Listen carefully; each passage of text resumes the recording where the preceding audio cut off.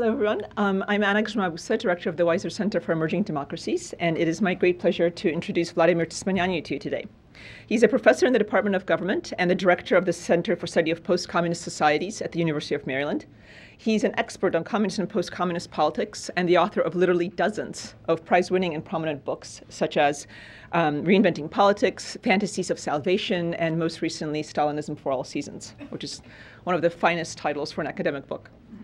He was born and raised in Bucharest, where he also received education, and he came to the United States in 1982, where he has been very active both as a scholar and a public intellectual. And to that end, he has worked both as an analyst for Radio Free Europe and Voice of America. He has taught at the University of Pennsylvania and now at the University of Maryland. He's also collaborated with Deutsche Welle on a series of broadcasts. And in addition to his scholarly and journalistic work, he's a prominent public figure in Romanian politics. In 2006, he was appointed to the head of the Presidential Commission for the Study of Communist Dictatorship in Romania, which presented its report to the parliament. He was then the chairman of an academic board of a think tank, and in 2010 was chosen to lead the Institute for the Investigation of Communist Crimes in Romania. And as if all of this weren't enough, for those of you who speak Romanian, he also has a very well-regarded blog on politics in Romanian, unfortunately, for me, since I don't speak it. So it is a great pleasure today that we welcome Vladimir Tismanianu to the University of Michigan and to the Weiser Center. And we look forward to his talk entitled De-democratization in Romania, the Turbulent Year of 2012. Welcome. Thank you.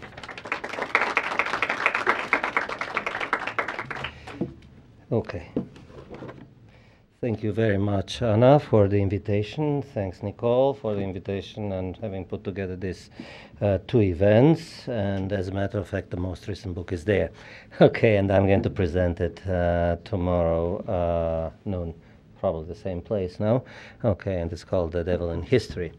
A title inspired, and not only inspired, but directly borrowed from Leszek Kołakowski, and as I explain in the introduction, why.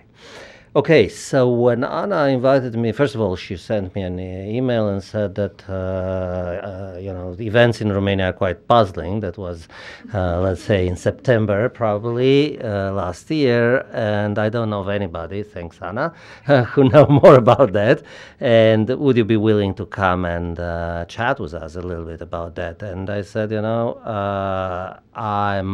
I am in the process of finishing a book, which it's under contract with Cambridge, which is called Democracy and Memory, and it's about the commission I ran. So it's very much a combination of political science, but as some of you know, there is a very good book called Political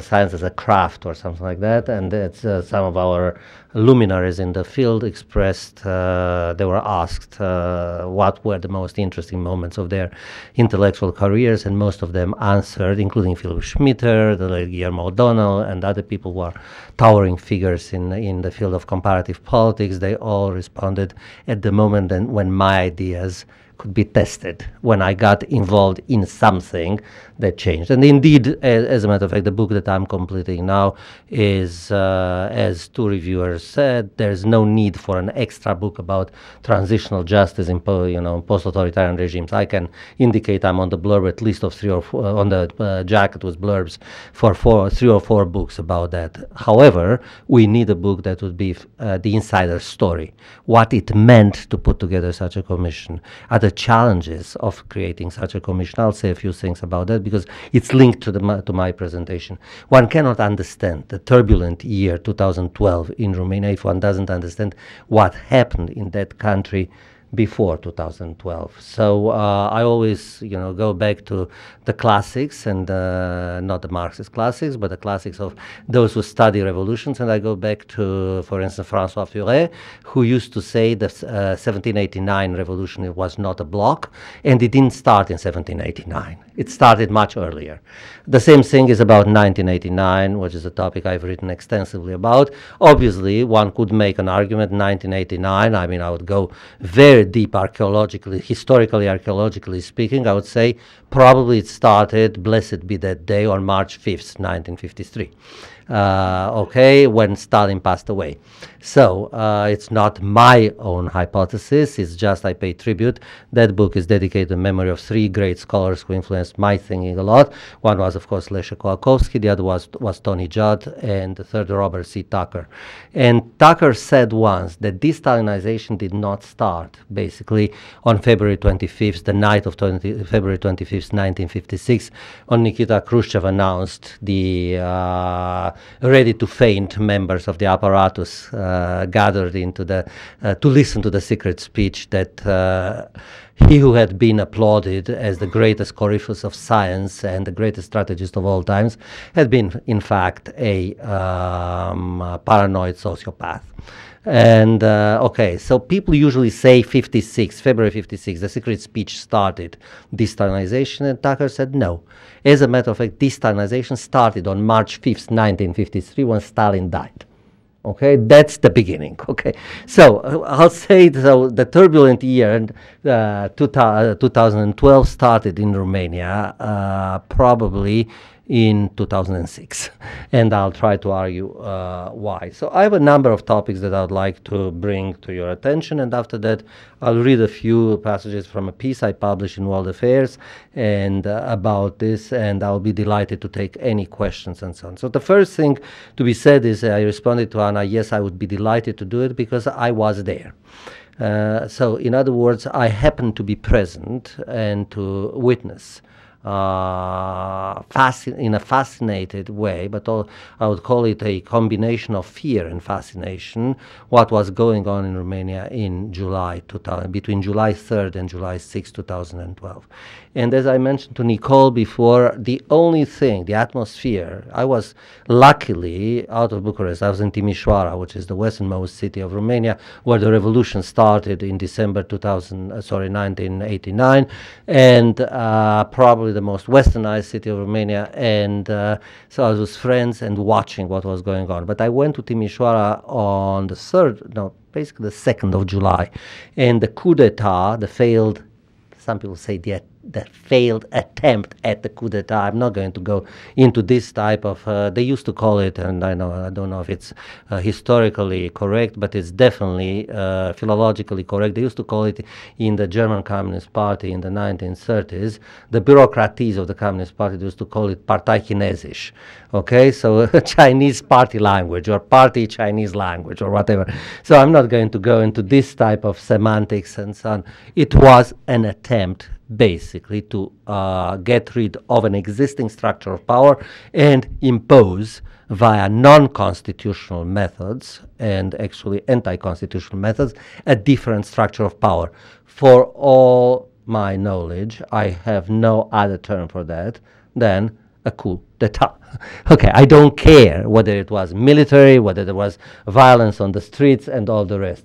There was no violence on the streets. By the way, it's interesting, the Romanian Revolution took place in December 1989 and coincided in terms of competition for world attention with the coup in Panama, with Noriega.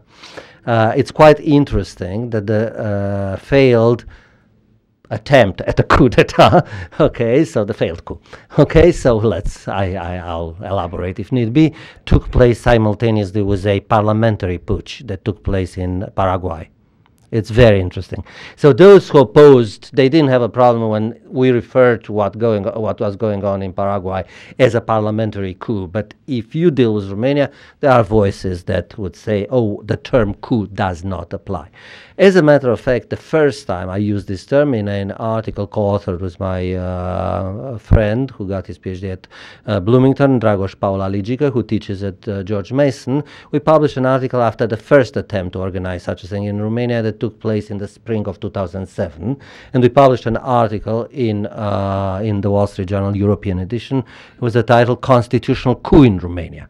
So basically, it's the problem: can one have a constitution and a democracy, or the simulacrum of a democracy, or a facade democracy? And we go into deep problems of democratic building.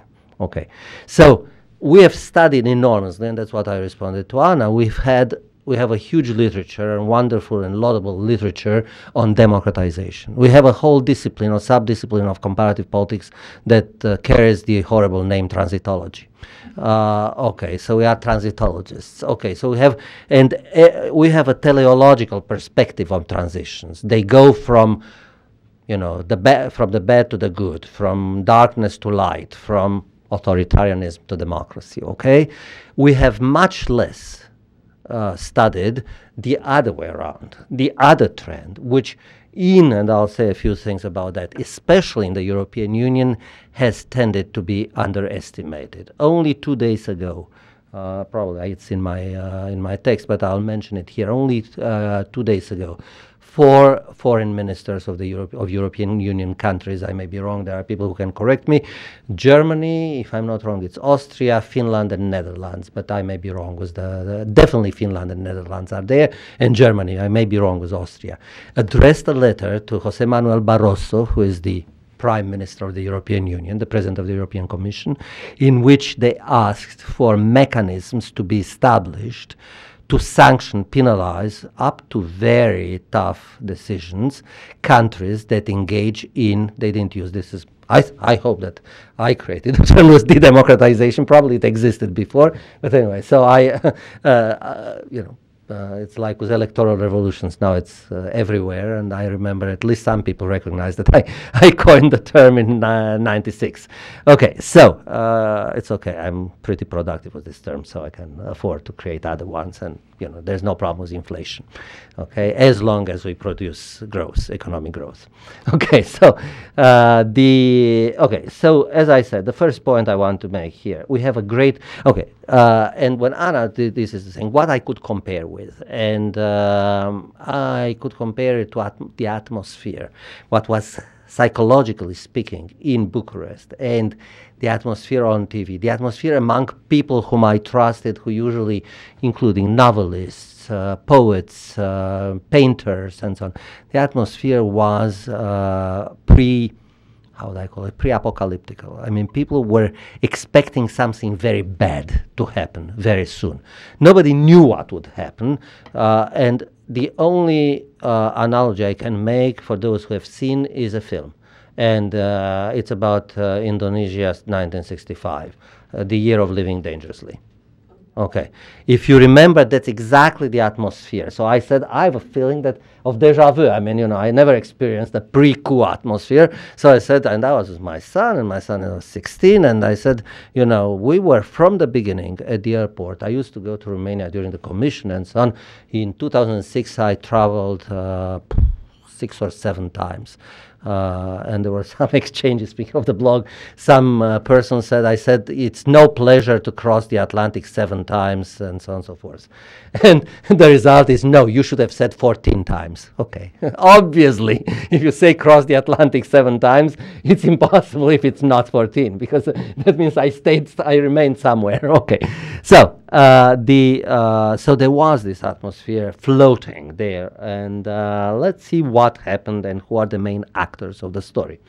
The first thing I would say from the beginning, please look into yesterday's Guardian. I don't know if you have the link. I sent you the link. There's an excellent piece by Jan Werner Müller, who teaches politics at Princeton, and it's about exactly the situation at this moment. He focuses more on Hungary, but he mentions what the situation in Romania and Prime Minister Victor Ponta's attempts basically to play with the constitutional arrangements in that country. Before coming here, I checked my email, and Jan Werner just sent me. He received, after he published his piece and after I wrote the piece myself on, not on my blog, but on the country's one of the top news, electronic news, whatever, portals or platforms, hot news, the Social Democratic Party sent a letter to the Guardian protesting the article and so on, which is back to the old methods. We've seen this so many times. I remember vividly under Ceausescu when I was working, I never worked for RFE. I was a writer, contributor to RFE, Radio Free Europe, and I testified at least once on the Hill regarding the MFN trade status for Romania, the most favored nation trade status to Romania. And I said, you know, Romania doesn't deserve it. And I testified after 1990, after the Iliescu brought the miners in Bucharest and some horrible articles against me that I am an anti-patriot and I hate and the Romanians are going to starve because of us, etc., etc. Okay, so the same, absolutely the same rhetoric has resurrected. That people, in this case it's Jan Bernard Müller, with this type of approaches, they are misleading the Western audiences and so on and so forth. So, as a matter of fact, we were all accused that we invented the coup and they used personal connections, like for instance the personal connections of Jose Manuel Barroso, whom I never met, and so on. If this was not enough, the pro-Ponta media in Romania started to unearth Jose Manuel Barroso's past, and they discovered at the age of 22 Jose Manuel Barroso, who is now a conservative politician, and he is associated with the European Popular Party, which is the Christian Democratic Party in Europe. At the age of 22 he was a Maoist. Wow, big things. Who is condemning us? A Maoist. Now, he has not been a Maoist for 35 years of his life, but you know, it's classic Stalinist mindset, absolutely classic Stalinist mindset. So we have a great literature, as I said, on the third wave, on transitions to democracy. What seems to be missing, and here I speak as a comparativist, is the analysis of the opposite trend. How do democratic regimes unravel? How do they, let's say, the breakdown of democratic regimes? Obviously, there is a literature on that, and I should praise the contribution by Nancy Bermeo, primarily, that comes to mind, and other people have worked on the decline, I mean, of authoritarian, of democratic regimes, especially during the interwar period. So in other words, how do democratic regimes unravel? What role do political parties, your former let's say hobby, okay, so, or still perhaps, and civil society, your current hobby, play in such processes? What is the influence of the international or transnational actors? And this is a key element, because the crisis in Hungary and the crisis in Romania, because we speak about political crisis at this moment, with the constitutional arrangements being at the heart of the story, but not only the constitutional arrangements, have involved, and this is new, and this deserves to be studied, have involved the intervention, so far symbolic, but not only symbolic, of international actors. In the case of Romania, let me give you, okay, this is going to be taped, I'm not going to give names, but some of you may have, there's a very interesting thing. Okay, so during the crisis, and I'll go into the details, the new government, which was not that new, it came to power in February 2012, in the summer, for reasons that can be discussed, but I'll explain them, in the summer decided that it was the moment to show its muscles and get rid of the president. Not only of the president, but also get rid of the constitutional court as it existed, and I'm not idealizing the Romanian constitutional court for a second, but it functioned, okay? So, and they started the attack. One of the things that they do not, and I'd always tell my students, one of my favorite lines, I got it from Hannah Arendt's Essays on Understanding. At the end of the book, she quotes, unexpectedly, Winston Churchill. And that's a caveat from Hannah Arendt against those of us who think that the future can be easily predicted. And she quotes Churchill, who said, 1946, of all the things that as a public school student, it took me a lot of time to understand that public schools in Britain are private schools. Okay, I still don't get it, but anyway, they are called public schools. As a public school student, that I was told that would happen during my lifetime, most didn't. And of all those that I was told that will not, most did. Okay, so we have a lot of unpredictable elements here, and some of them are, let's say, objective, and some of them, to use the Marxist parlance or Hegelian parlance, some of them are subjective. One of the things that nobody in Romania could have anticipated was, and I'm not going to give names, but that's a fact, was that a very important cultural figure, actually the director of the film, the autobiography of Nicolae Ceausescu, who teaches at the University of Karlsruhe, together with Peter Sloterdijk, one of the major political theorists, in the evenings, very frequently plays, I don't know what card game or whatever, with two close friends.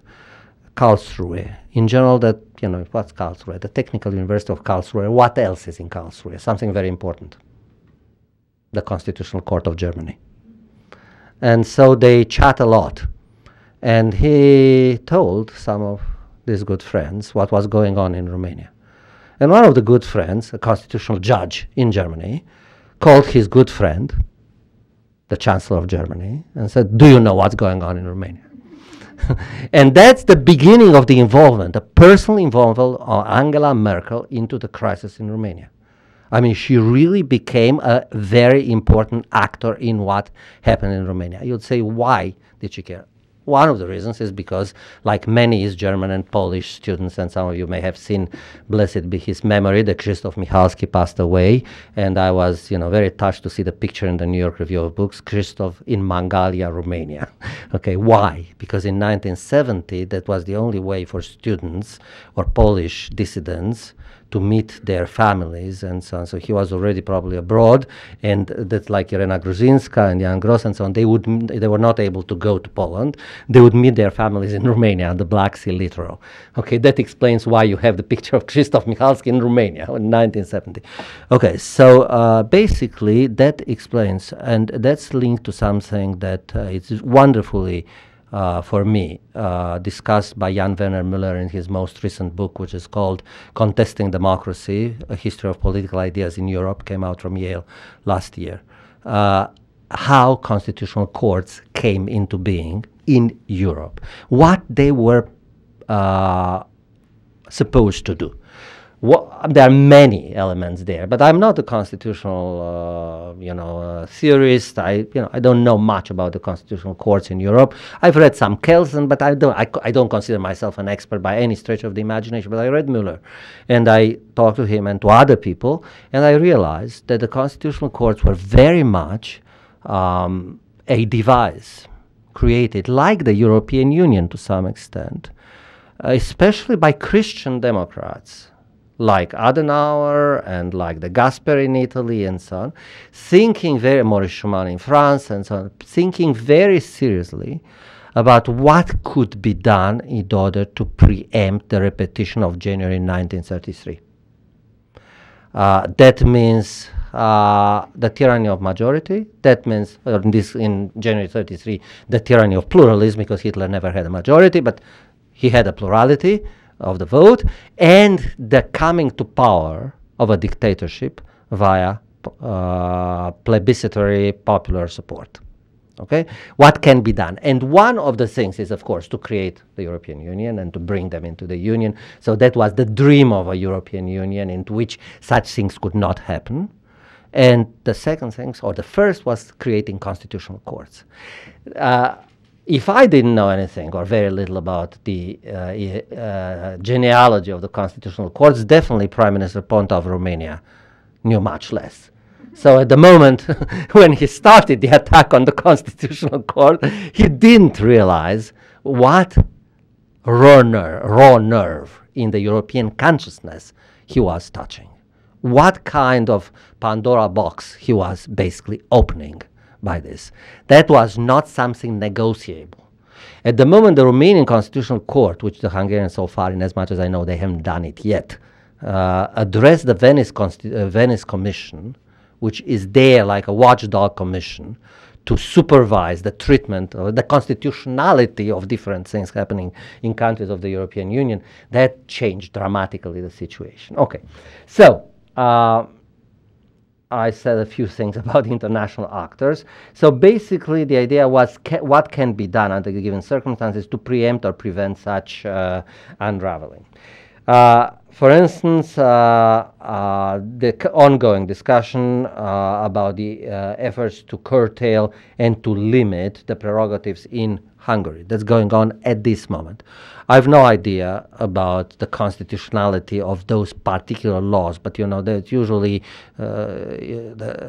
people pay not necessarily for what they did, but what, as the Capone case tells us, but for other minor issues. In this case, there are two laws which are debated in Hungary that the Constitutional Court considers to be non-constitutional, and the government tries to pass them via parliamentary majority.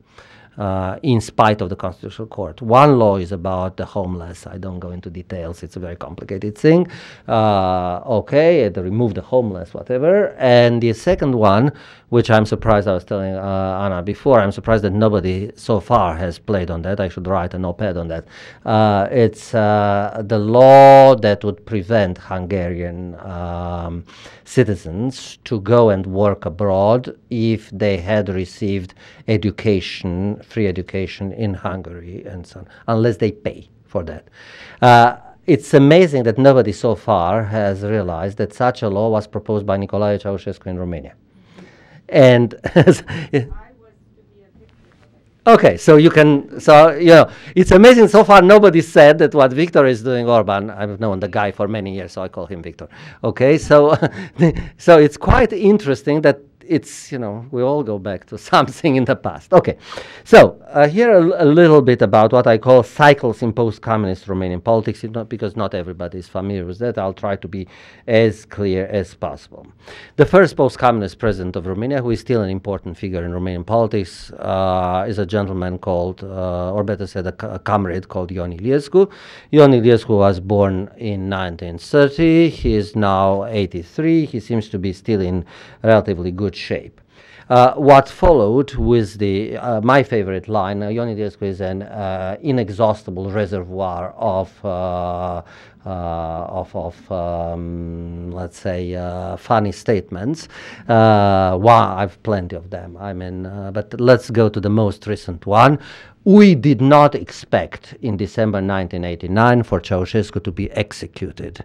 He used noi in Romanian, okay? We expected him to be sentenced to life and to experience, like other people, the conditions the Romanians had suffered for so long. So much about the independence of the tribunal that got rid of Ceausescu. Public statement, we expected. So in other words, we gave indications and guidelines. Second, also, for a long period of time, Iliescu, including in a volume of dialogues with me, that can be found in both in Romanian and in English. It's published in English. Got a very good review in Chronicle of Higher Ed with the title A Journey Through Romania's Deng Xiaoping's Mind.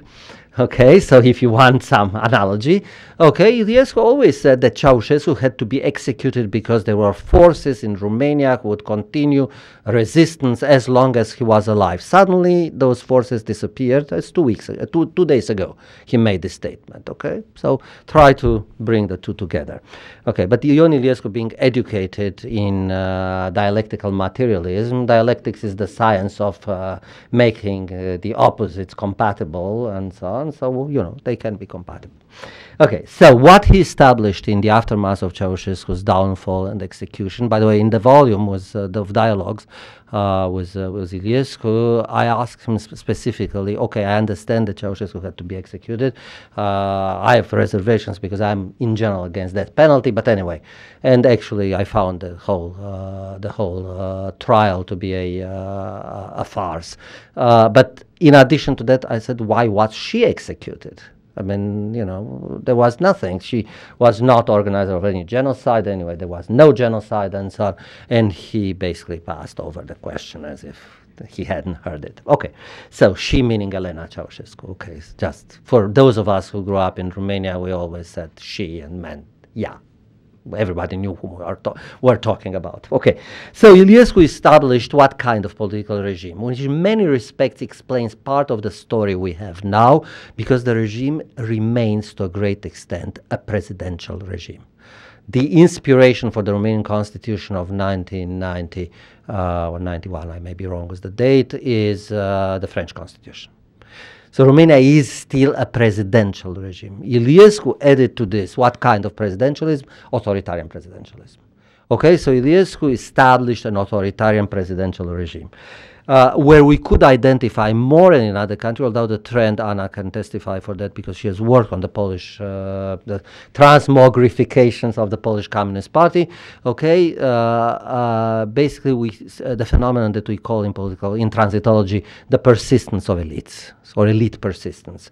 The endurance of the elites, or the resilience of the elites in Romania was more striking than in other countries. The elites, by elites, I mean the nomenclatura, the communist bureaucracy, or what Steve Kotkin calls in his Uncivil Society book, the uncivil society. Okay, to use exactly his term. Okay, some of you are familiar perhaps with his little book, which I think it's extremely provocative, which for me to say such a thing, because the whole book is a polemic with the civil society approach. Okay, so, but I love it because it starts with one of my favorite movies, 1208 East of Bucharest, and it starts with this particular movie and so on. Okay, was it or was it not the revolution? So, so who came to power under Iliescu's protection or under the Iliescu umbrella? What we call, for want of a better term, the second echelon of the Communist Party. So obviously the Ceausescu sycophants and so on, some of them were brought to trial, received serious sentences. Some of them spent 3-4 years. Enough, it's sufficient for you to read the memoirs of some of these people who are still alive, and they are not happy with what happened to them.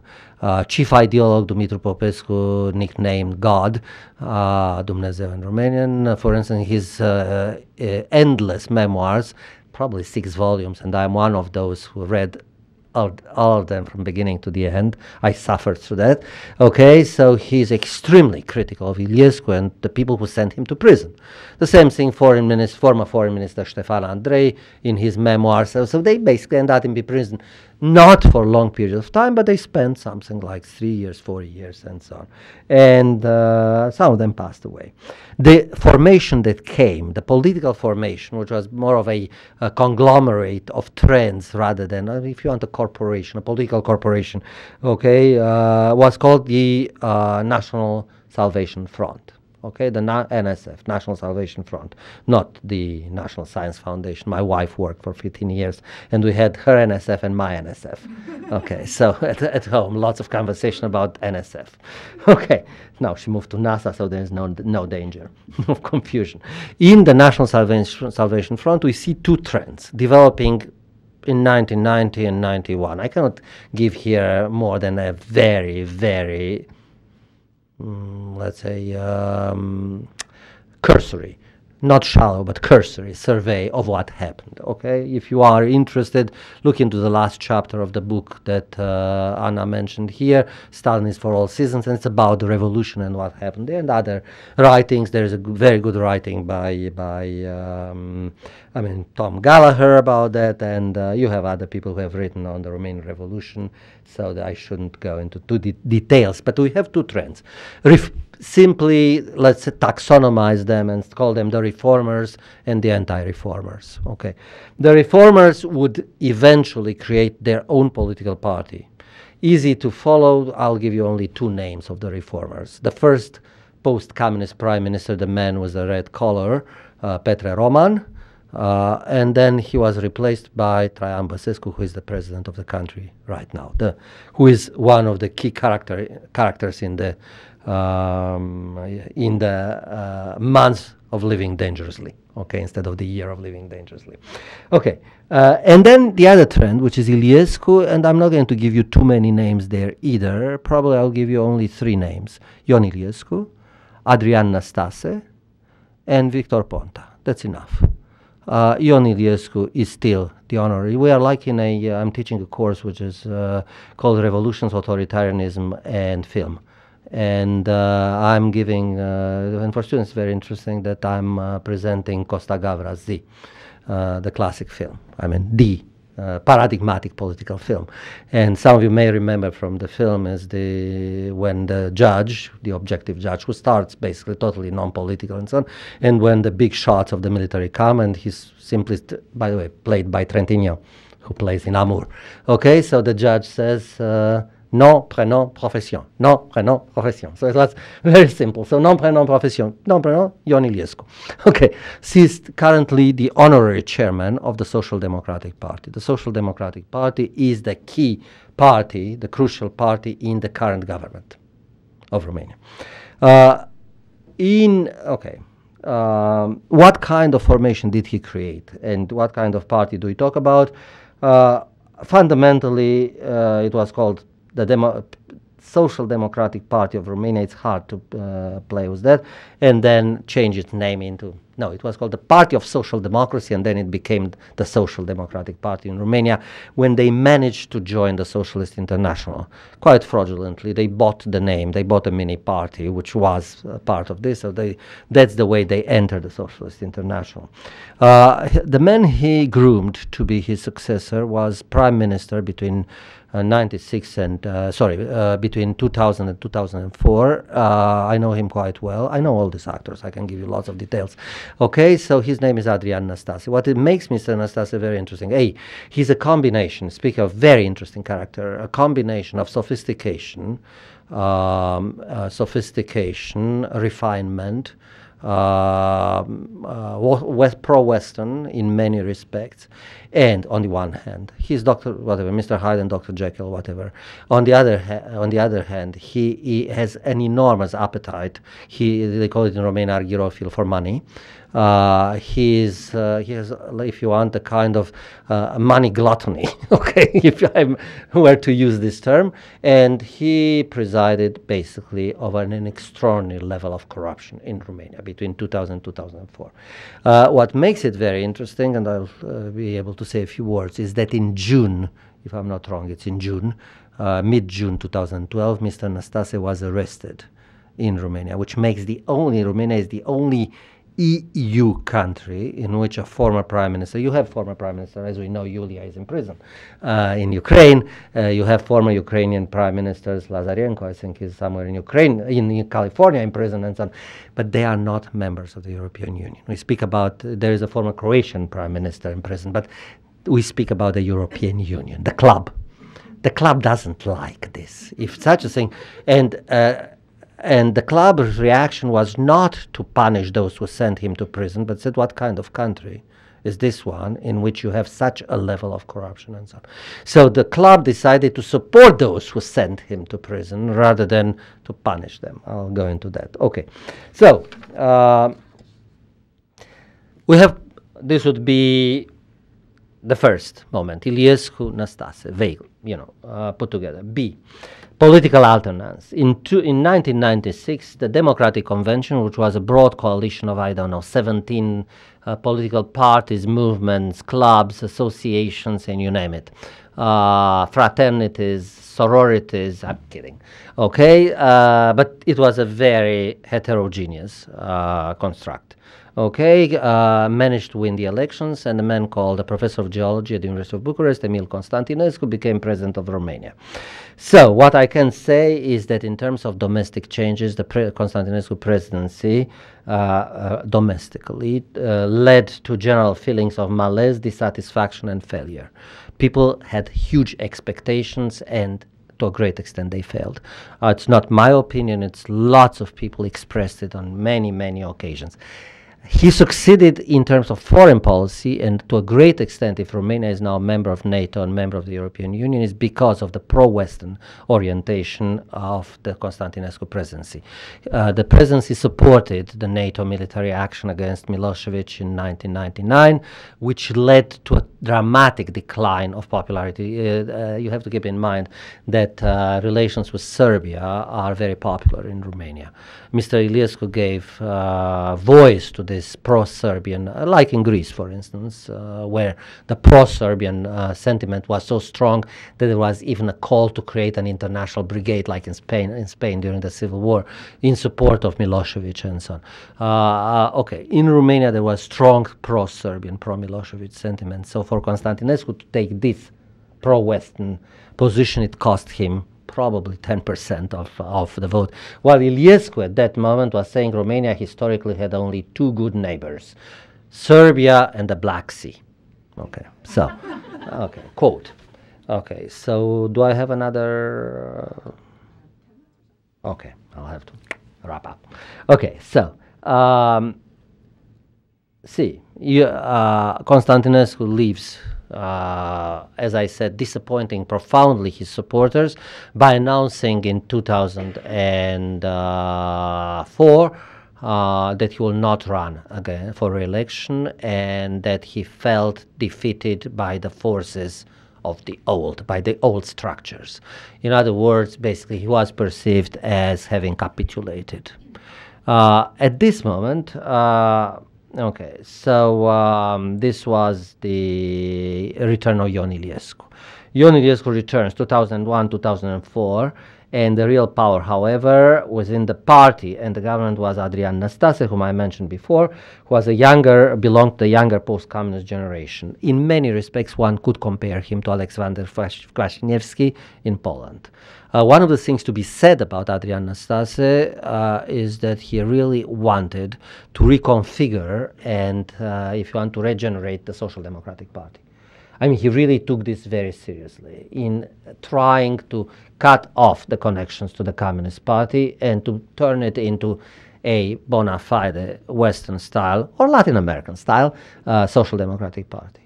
I have spent quite a lot of time in Venezuela in my life, and as a matter of fact, my second cousin used to teach here. He moved to CUNY and he passed away a few years ago, Fernando Coronil. So he was my cousin. So blessed be his memory. So the Acción Democrática, Los Adecos in Venezuela, they are social democrats. At the same time, they're extremely corrupt and so on and so forth. So in Latin America, you have a social democracy, but with Latin American characteristics, like we're in Italy. Okay.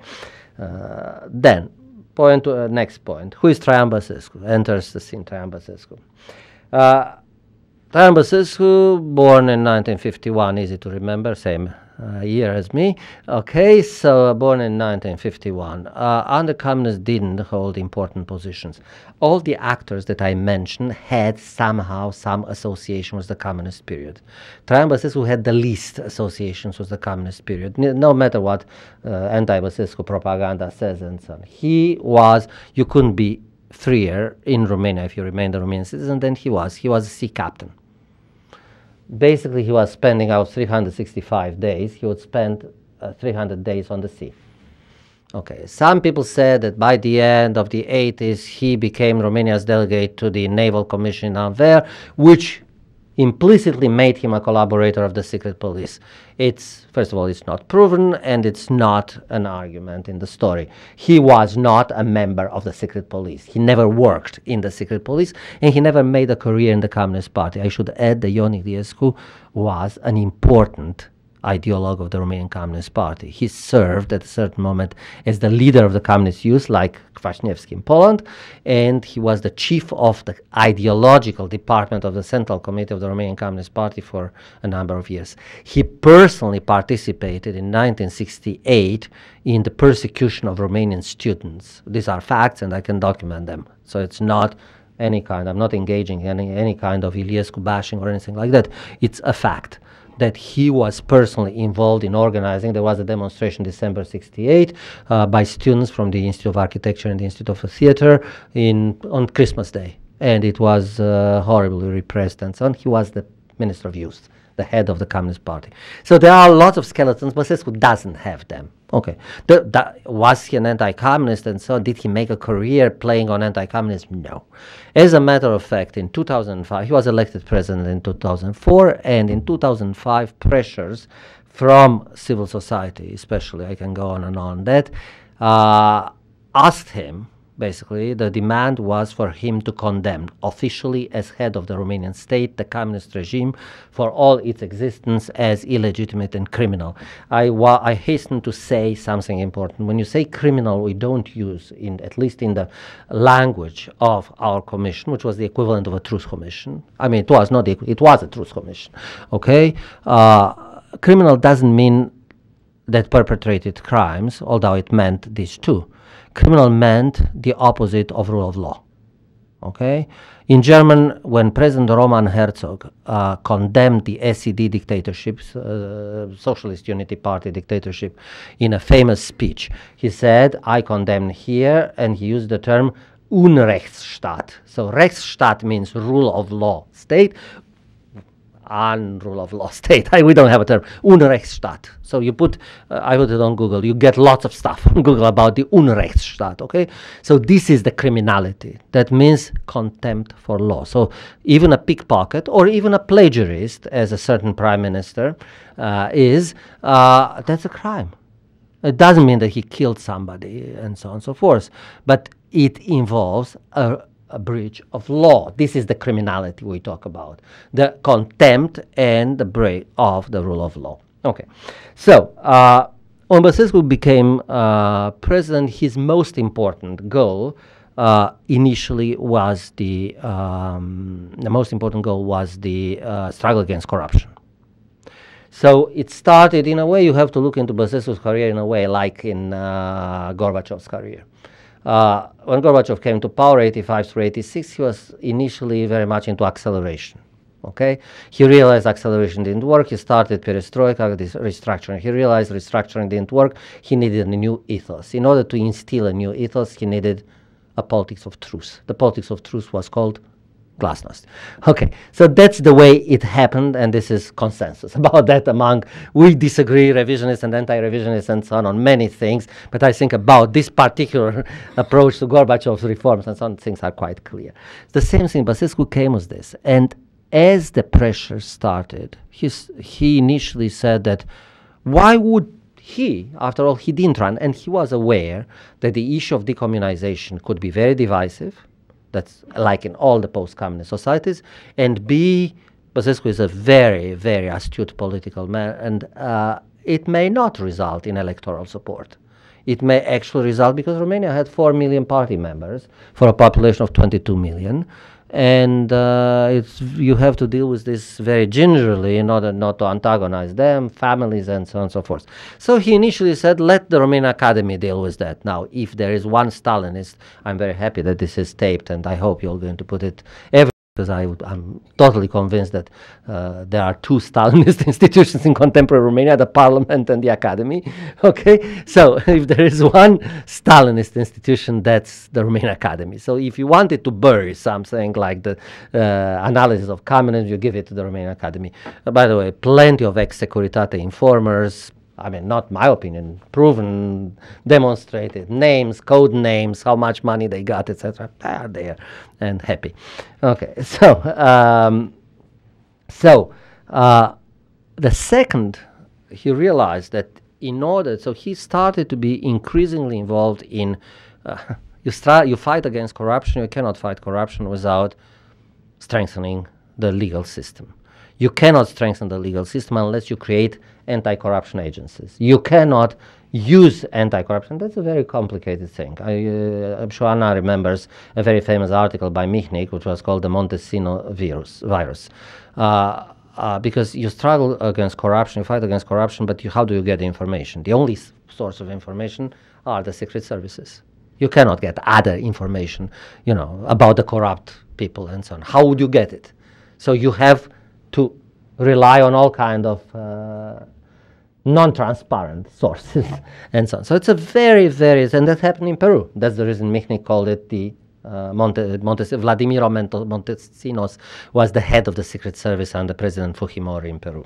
Okay, so the decommunization started, and at a certain moment, and about this I can discuss if there are questions. I think that for Traian Băsescu, and that's part of the book I'm writing, I think that gradually, I cannot identify a particular moment, but I think it is an exercise for me psychologically in understanding political learning of a political personality. Somebody who said from the beginning, when I talked to him, said, Professor Tismaneanu, I didn't suffer under communism, neither did my family.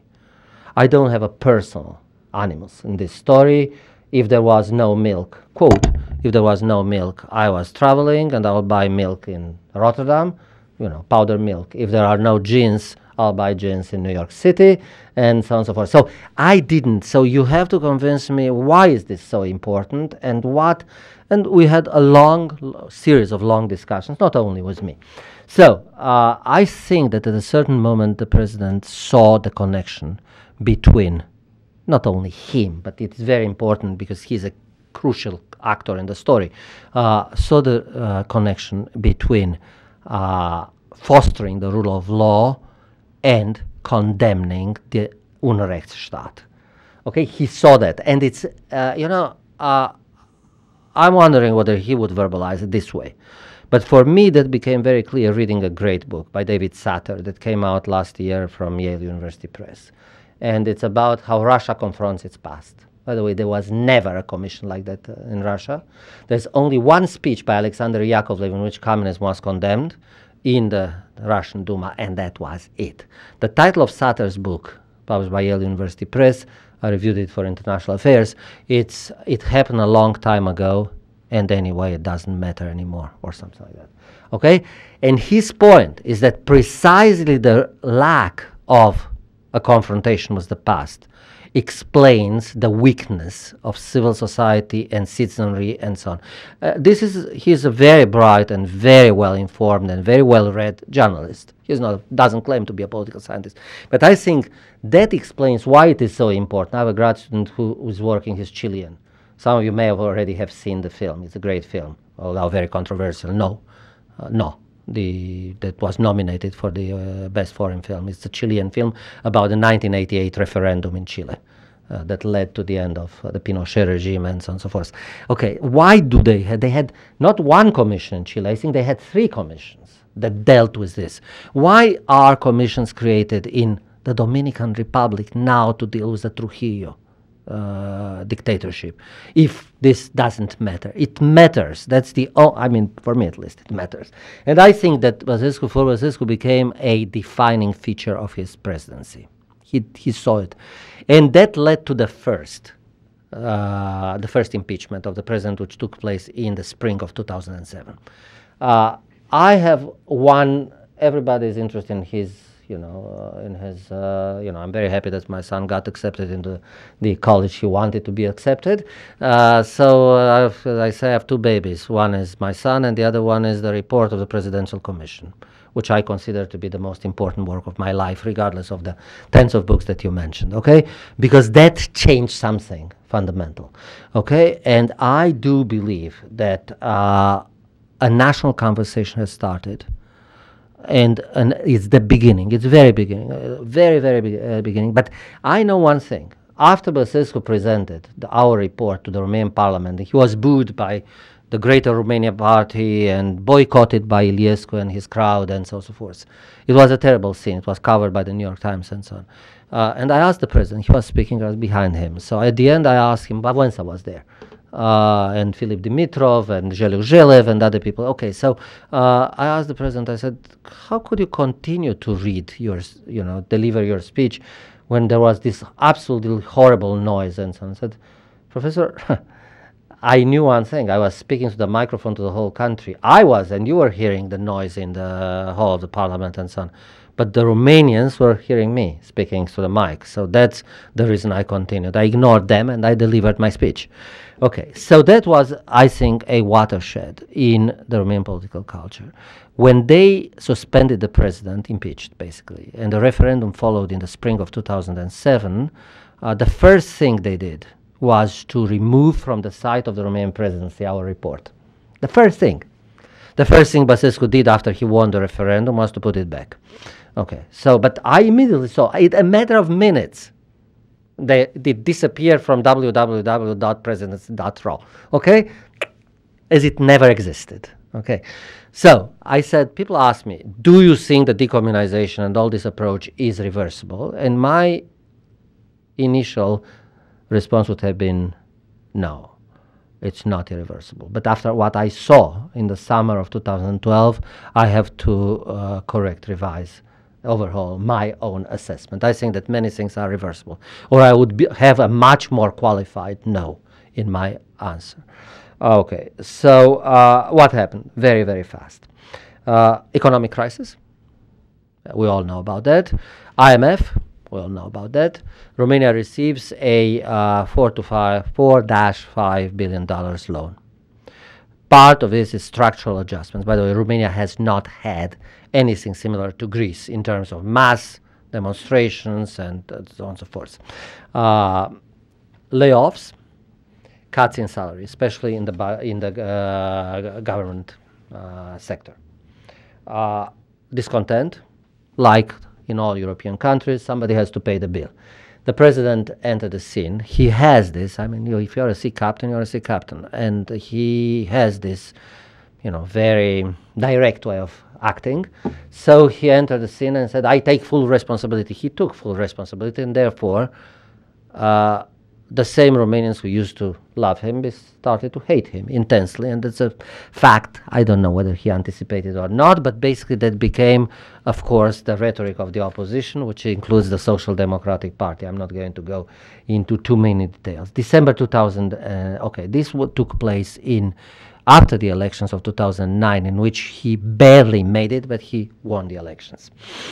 Okay, what follows? I call them the doomvirs.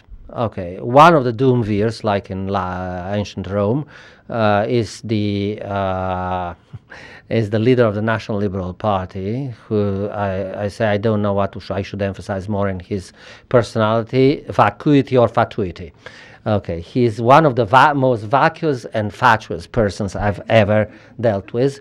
And the prime minister, who is as somebody put it very well, and there is no way to deny it, he lies in a most sincere way. He is one of the most adorable prevaricators.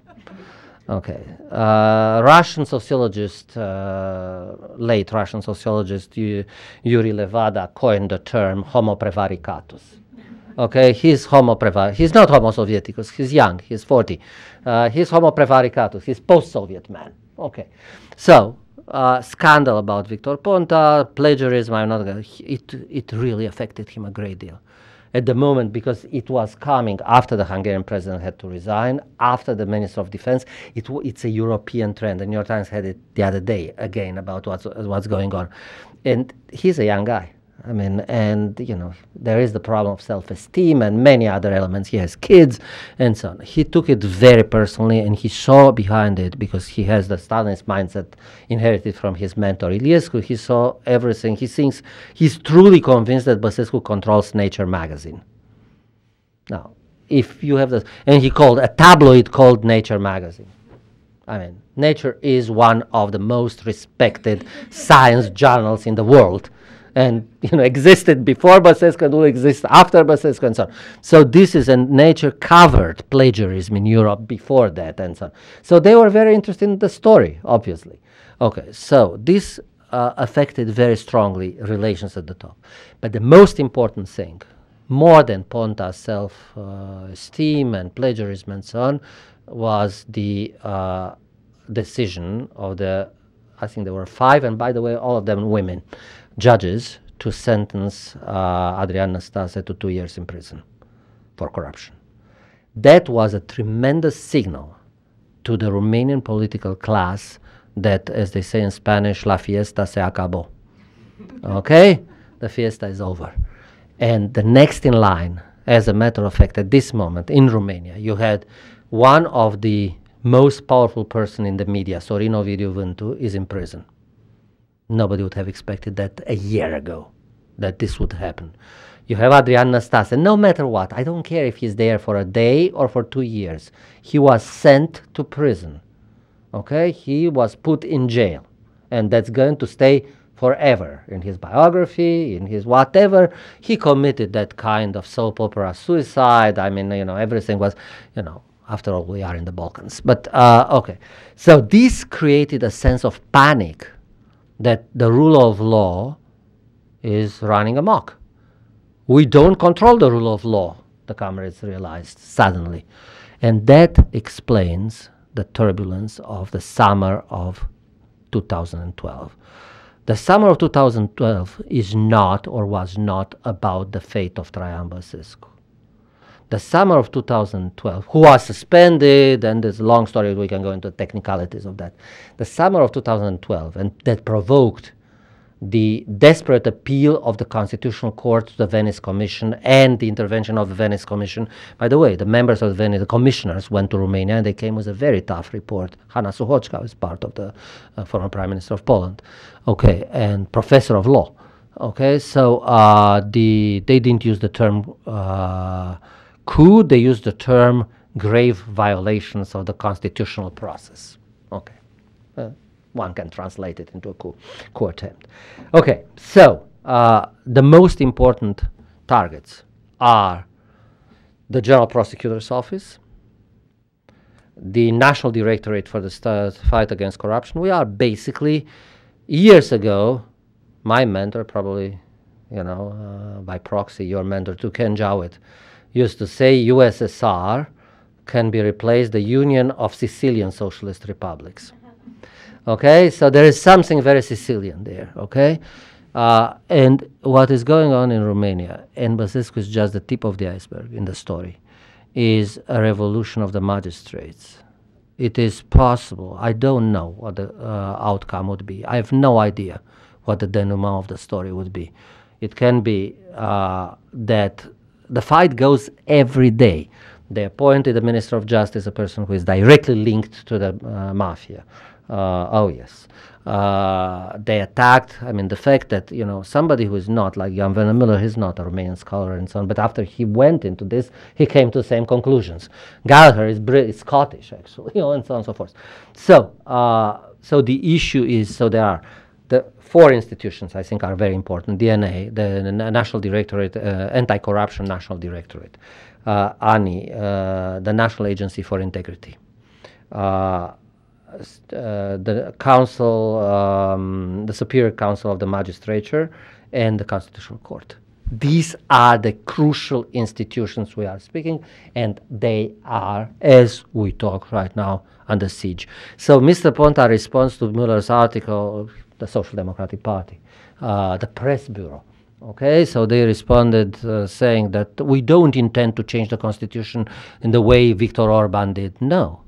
It's not even needed to do it this way. It's enough if you emasculate these four institutions, if you neutralize them and turn them into what they used to be, or basically, as Mr. Crina Antonescu, the fatuous guy, said, you know, why do we need them? Okay, he was asked, are you afraid of the elections that will take place in 2014? He will be a presidential candidate. He said, oh, I'm not afraid of a Romanian competitor. I'm afraid that I'll have the State Department as my rival, because the State Department was very active in the Romanian crisis. As a matter of fact, the attacks on the American ambassador are beyond imagination, what appeared in the Romanian media from this group. Mark Gittenstein, who returned, and they didn't realize, they said, oh, that was his policy. They didn't realize that an American ambassador doesn't have his own policy. And if they wanted to understand why then would Philip Gordon, who is Assistant Secretary of State for European Affairs, would show up in Bucharest?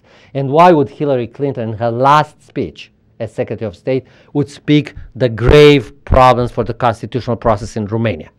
Okay, if it's just Mark Gittenstein or whoever. Conclusions. We are at this moment in a situation that there is a pact, so to speak, signed by both Băsescu and Prime Minister. So Prime Minister Băsescu is president of the country. His relative is a presidential regime, but at this moment we can call it, in many respects, a lame duck presidential regime. Băsescu is far from having the same either self-confidence or mass support. He has external support, to be sure, but that's not enough. The democratic opposition in Romania at this moment is extremely fragmented and doesn't have much credibility. I wish I could tell you that there is a strong party that's representing the values that I just talked about. Unfortunately, I cannot report such a thing. So I'd prefer, you know, as the last line of the Tractatus Logico-Philosophicus urges us, of things you cannot say anything intelligent, better to shut up. Okay, so the opposition in Romania at this moment, so the pro-Băsescu forces are extremely, extremely heterogeneous and weak. Okay, the government and the Social Liberal Union, Ponta and Antonescu, are very powerful, still very powerful. In spite of the deterioration of living standards, in spite of many things, still all the surveys show that they are between 50 and 60% of the vote. I don't want to make comments, you know, in Romania they say we all sleep in the bed the way we made it. So they all sleep in the bed they made it. Okay, we have a situation of hyper-majoritarian politics. And in spite, as I said, of condition of economic disarray, and so this may lead at a certain moment to social panic, which at a certain moment could lead to violence and the collapse of democratic guarantees and institutions, as we have seen for the last 2 weeks in Bulgaria. If I were Ponta, I would be much more cautious regarding the, let's say, the flimsiness, or how do you call it, the recklessness of majoritarian politics in situations like this one. Role of international community. I think at this moment, it turned out in the summer of 2012, I say it was full responsibility as a comparativist. It was decisive. Had it not been for the intervention of the European Union, Germany and the United States, Romania would not be qualified at this moment for being described as a liberal democracy or a consolidated democracy. Democracy in Romania was fundamentally rescued, the institutions, which is not to say, and this is here, for instance, I have a different view than President Băsescu. People ask me, do you ever disagree with him? On this we disagree. Okay. I think that it was fundamentally the critical intervention of the West that saved Romanian democracy. So far it hasn't succeeded the same way in Hungary. Okay. Third, resilience of institutions. That's important, because the West could not do all the things they did if the Constitutional Court and these agencies had not acted the way they acted. So that's very important. So there are domestic forces there that have to be taken into account. And the last point, in order to limit myself to the time that I was assigned, okay, democratic consolidation in post-communist Europe is more precarious than previously thought and less irreversible. This is a theoretical conclusion based on the turbulent year 2012 in Romania. I gave you I think I gave you a kind of historical background. I presented the most important political actors involved in the story. I mentioned the most important political parties involved in the story. I mentioned the crisis. Probably the only thing I didn't mention that should have been mentioned is that there were street demonstrations and mass protests in Romania in January 2012, which was like a prelude or prologue to what was to happen in the forthcoming month. There was a reformist government in Romania that acted for 78 days. It's the government that came to power in February and was voted. There was a motion of no confidence motion in April 2012, headed by Oxford-educated historian and brilliant intellectual Mihai Răzvan Ungureanu, and that the government fell as a result precisely because it was seen as participating in this attempt to strengthen the rule of law, so people got panicked, and there were lots of defections from the presidential party into other parties. So I would limit myself. If you want, you can go online and you can find it in www.worldaffairsjournal.org. There's a piece by that I wrote there. It's called "Democracy on the Brink: A Coup Attempt Fails in Romania." So it's in the January-February issue 2013, and I can send you, Nicole, the link, but it's very easy to find. You just put this one on World Affairs, and you'll get it. And there you'll have, of course, a much more detailed analysis. Here I was particularly attracted by the topic of how to democratize. So with this, I should say something. The curse of Romanian history, for those who have studied, and I'm wondering how many people have dealt with Romanian history, has been something that one of the greatest minds in the country's cultural and political history, Titu Maiorescu, used to call the problem of the contentless forms, formele fără fond in Romanian. Okay, so what Băsescu has tried to do, when I say Băsescu, I mean a group of people and so on. Probably I should mention former Minister of Justice, currently Europarlamentarian Monica Macovei, who plays a very important role in this story and so on. What they tried to do was to instill content, substance into forms. That's a very important thing. And to overcome another curse of Romanian history, which is the gap between what they call pays réel and pays légal, the legal country and the real country. To make the legal country a real country, okay? Because otherwise you have all the possible laws, they all sound perfect and wonderful and maravilloso and so on, but people don't experience them. So this is precisely the stake of the game. I mean, we don't know the la mise, l'enjeu. Okay, so we'll see. But simply put, I'm moderately optimistic. I think that we are in a much better situation there at this moment than in many respects Hungary these days. I saw at the German Marshall Fund actually a week ago the group of people from Romania, business people, legal activists and so on, and I asked the former Minister of Justice who was there if these people have learned something from the experience of 2012. And his opinion, which is probably a reason for some optimism, was that yes, they learned that they cannot trample so lightly and irresponsibly, because that was the climax of irresponsibility.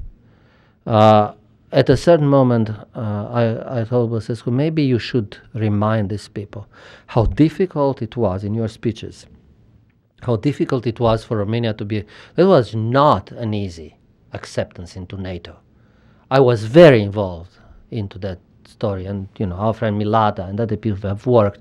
It was not easy, and into European Union was a real battle.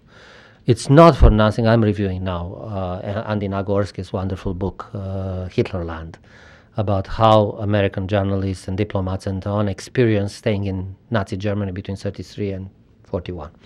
1942, actually. They stayed after Pearl Harbor for another 5 months, and the Germans remained here too. Okay, so, and one of the characters that appears very impressive in that there are many people who are naive and whatever else, but one of the persons who appears very nicely there, and I expected it, but it's good to have it confirmed, is journalist William Shirer, the author of the classic book, who was a CBS correspondent, whatever he was. And it's not for nothing that Shirer put as a motto, an epigraph to his rise and fall of the Third Reich: it takes the forest 1,000 years to grow. It's enough one night to burn. It took many years of efforts, plus the 1,143 people dead during the revolution in 1989, more or less. That's the figure that our commission came with. Okay, in order for Romania to be accepted into the club, it's very easy to lose it, and it would be something. It's very hard to fix. You kindly, and with this I finish, you kindly mentioned the fact that I'm still directing the Center for Post-Communist Studies. As a matter of fact, it's an institution with no budget. At a certain moment, I went to the provost and so on, and I don't need. I mean, I have plenty of other sources, and I have plenty of things to do. And I said, perhaps after 20 years, 25 years, whatever, how long are we going to keep this post-communism? It's over, the story. And I was told the thing, and it's a very important lesson for me. Vladimir, it's very easy to disband an institution. It's very hard to create it. So, does it bother you? Let it stay there. It's just a name and a room, on you have a firm.